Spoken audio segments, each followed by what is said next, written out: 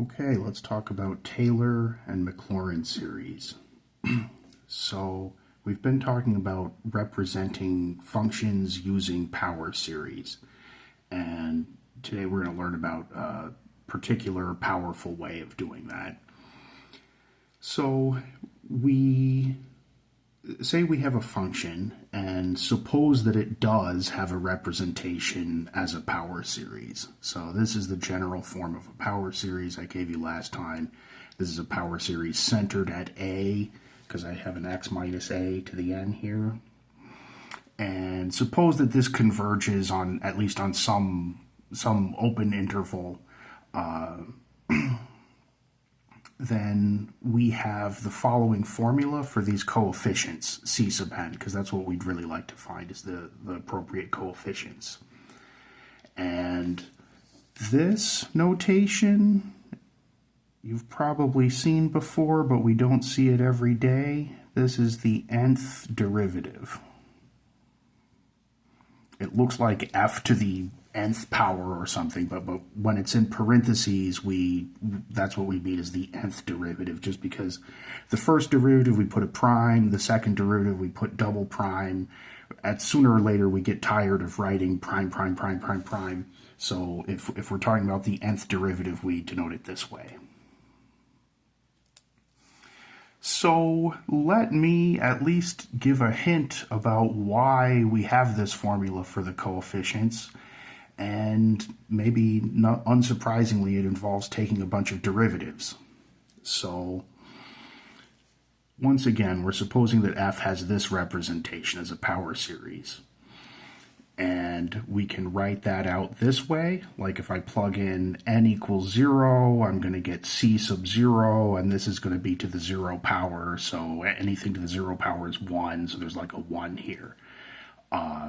So, right, this is the n equals 0 term. This is the n equals 1 term, right? C sub 1, x minus a to the 1. And then this is n equals 2. And it goes forever. Like the next one would be c3 x minus a cubed. So that's how we're representing f of x. And now let's imagine taking some derivatives. So first of all, well, okay, let me rephrase that. We're going to check this for a few values of n, and then we're going to just say that the pattern continues. So the first value of n to check is actually n equals 0. So I'm looking at this formula and I'm plugging in n equals 0. So what do I get? Well, I guess I get this, and it's a little weird to interpret. What is the 0th derivative of a function? Well, that means that I don't take any derivatives. In other words, it's just the original function. So I'm going to interpret f0, like the 0th derivative is just f. Also, 0 factorial is officially 1. This is one of those spots where that definition comes in important, that actually we define 0 factorial to be 1. So that's not doing anything down there either. So in other words, this is literally just f of a. And what do I get if I plug in a to f, like looking at the way we wrote it this way? Well, I would get c0, and then since I'm plugging in a for x, this is 0, this is 0. In fact, everything that comes afterwards has a power of x minus a, and if x equals a, that's all just going to be 0. So all of this is gone. I just get c0. And that's what this formula tells me it should be. So we just verified that c0 equals this, which is what this is saying for n equals 0. When n equals 1, we plug in n equals 1. And what is this? This is the first derivative of f, and 1 factorial is 1. So this is just the same as what we would call f prime of a. Meanwhile, if I take the derivative, and we know we can take the derivative of power series the way one would think, it's like the normal way, where so c0 is a constant, so that just drops down. And what I mean by taking the derivative the normal way is, this is, like the derivative of this is just 1. So this turns into c1. How do I do the derivative of this? I take the 2 down and I decrease the power by 1. So the next term would be 2c2x minus a to the 1. And just for fun, let me sneak in the next one, because the next term up here would have been c3x minus a cubed. And so the next term down here would be the derivative of that, 3c3x minus a squared. But anyway, what we really wanted was f prime of a, and when I plug in a, we're going to see a similar thing where this stays, this is just c1, and then everything else has a power of x minus a, so it all just drops out when we plug in x equals a. So we just checked that this formula is true for n equals 1, that c1 is the same as f prime of a, which is the same as this. So we just checked this for n equals 1. And so maybe now I'll just kind of go fast about n equals 2 and see that we see the pattern. What does n equals 2 say? It's saying that if I plug in n equals 2, then I should get c2. So let's do that. I plug in n equals 2 here. What does that mean? That's f double prime of a, and 2 factorial is 2. So I'm there. And then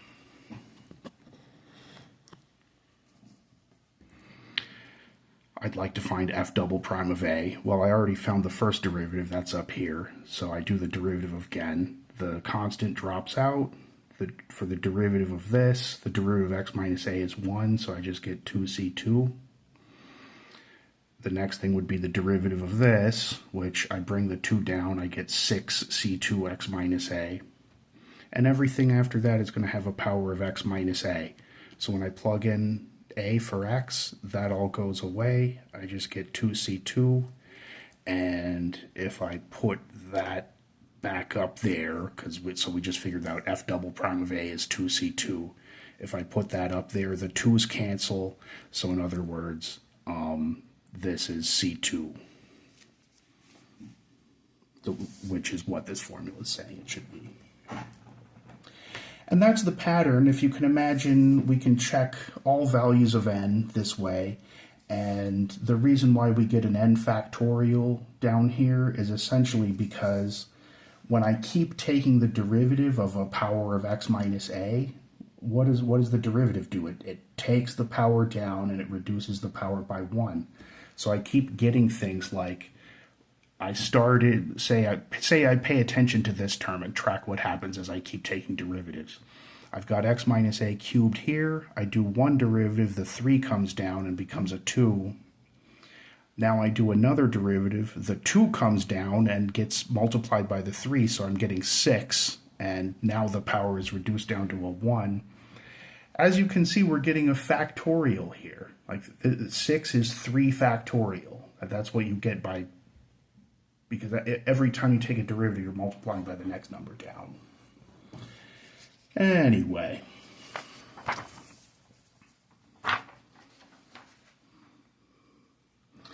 We call these things, and by the way, this is just the power series that I would get if this was like on the first page, if I just stick my C sub n here, this is what I get. And so that's what we've been talking about, and what this is called is a Taylor series for our function f centered at a. And you also see the name Maclauren series get thrown around a lot. That's just the case when a is 0. That's a really common case. I guess we want to honor both people by using both of their names or something, but a Maclauren series is really just a type of Taylor series.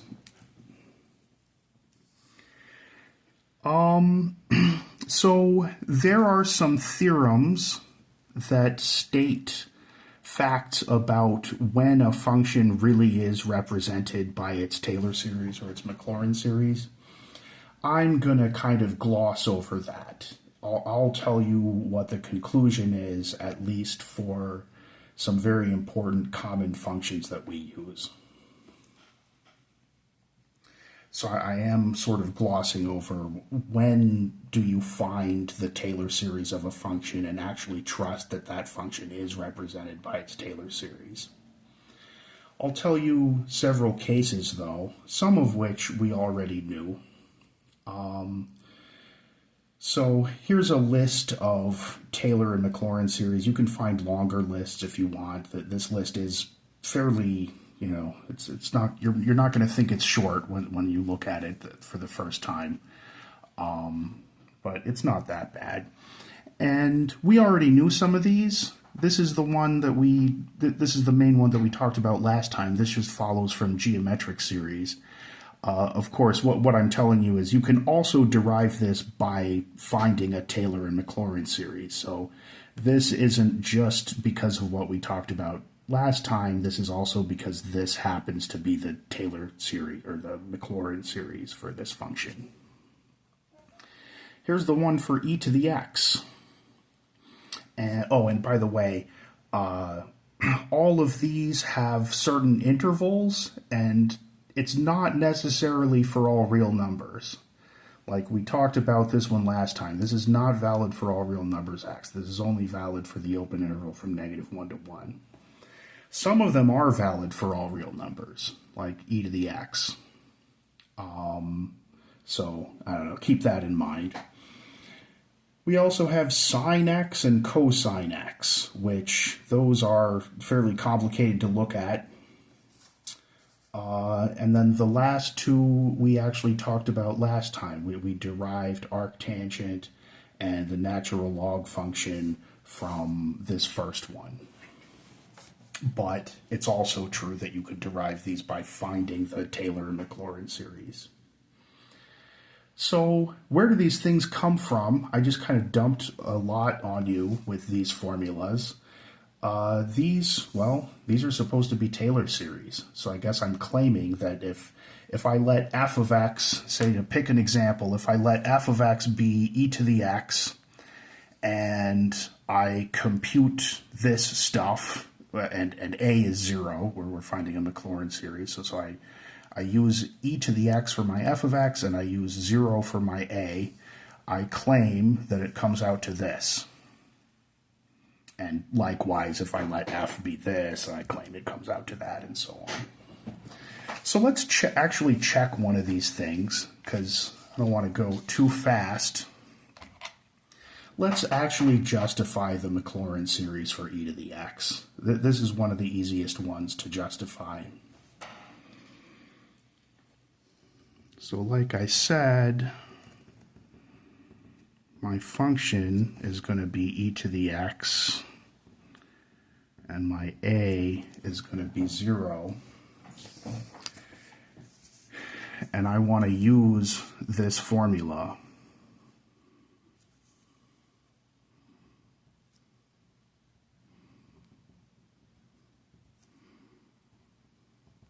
So my coefficient is the nth derivative of my function at a, which is 0 over n factorial. So the hard part in general about finding a Maclauren series is that you have to talk about the nth derivative. It can get pretty complicated. The reason why I chose e to the x as an example to do is because I can really easily talk about the nth derivative of e to the x. This is the function that when I do its derivative, I still get the same function. So the first derivative is e to the x, the second derivative is e to the x, the millionth derivative is e to the x. So the nth derivative is always just e to the x.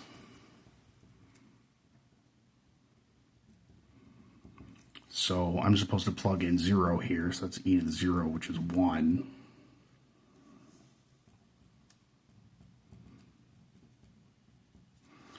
So my c sub n is just 1 over n factorial.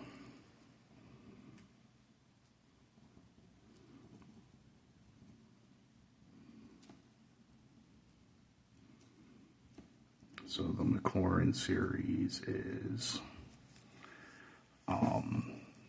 as I'm going up here, 1 over n factorial x to the n, which is the same as what we wrote. I'm not justifying the interval of convergence or the fact that this function is literally equal to the power series. It's true that it is, but I'm not justifying that part. All I'm doing is I'm using this formula to justify that if I did find the Maclauren series, it would be this. Okay, so what else can we do with these? So in calculus, especially when we find antiderivatives, we have these functions that we're friendly with, the elementary functions. So the elementary functions include polynomials and square roots. They include exponential functions like e to the x. They include trig functions and inverse trig functions and also logarithms.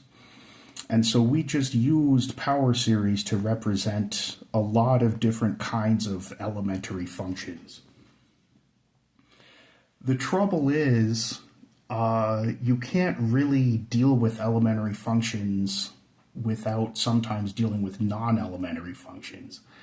And a non-elementary function is a function that can't be represented, no matter how hard you try, as any combination of things on this list, the list of things that are elementary, like exponentials, trig functions, inverse trig, logarithms, like the functions that we spend so much time talking about in calculus.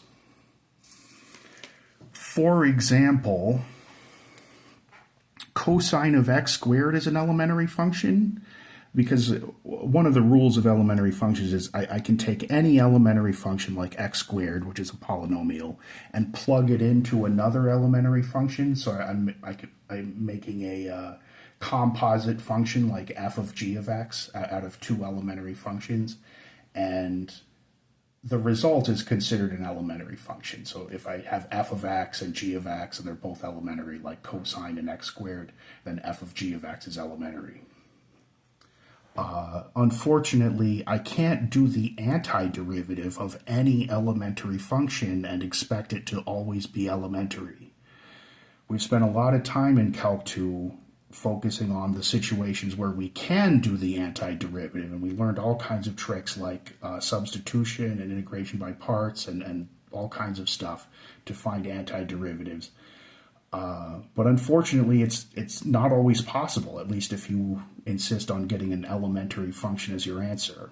This is an example. Of course, if you make a mistake, you can easily find the antiderivative. Here, I'm just being silly here, but, well, the antiderivative of cosine is sine, and the antiderivative of x squared is 1/3 x cubed, so that's got to be it, right? Nope. That's not the antiderivative. If I took the derivative of this, I would not get cosine of x squared, so this is not the antiderivative. So let's not do that. So what can we do? This is not an elementary function. However, we can represent it as a power series. Many useful non-elementary functions can still be represented as power series, even though they're non-elementary. So, after that long speech, let's actually do it. So what am I doing right now? What I have is a series representation for cosine x. So what am I trying to do? I'm trying to do the integral of this. So, and how do I do the cosine of something? Well, in terms of power series, I do it this way. So n equals 0 to infinity, -1 to the n.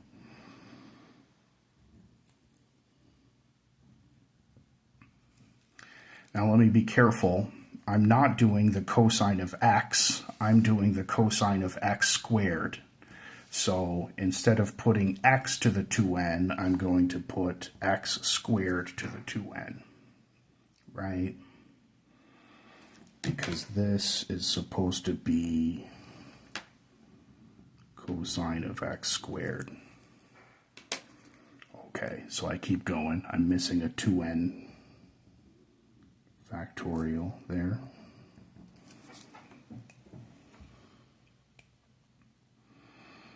So I'm like that.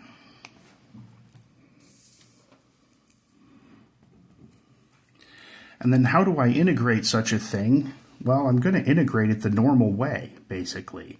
What I have here is a power of x, and I know how to do an antiderivative of a power of x. But before I get ahead of myself, this is a lot of writing, but let me just write x here. Sorry for that. Here's what I'll do.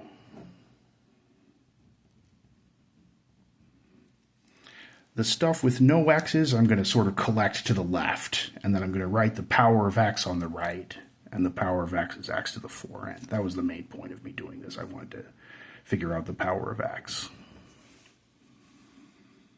So, okay, so once again, how do we do this? First of all, when I find an antiderivative, there's going to be a plus c.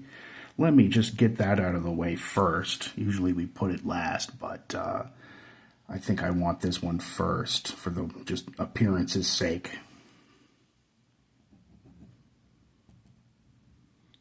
And then how do I integrate this? So there's two things that I could sort of describe as variables here, n and x. This antiderivative is with respect to x, and so the value of n is regarded as a constant. So all of this stuff in the front, I'm regarding this as a constant, at least with regard to doing the antiderivative. So what do I do with a constant? It just carries right through.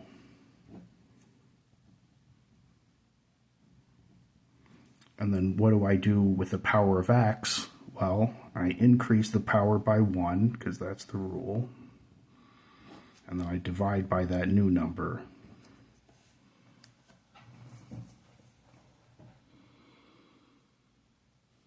And this is a power series representation of a non-elementary function, which is the antiderivative of cosine x squared.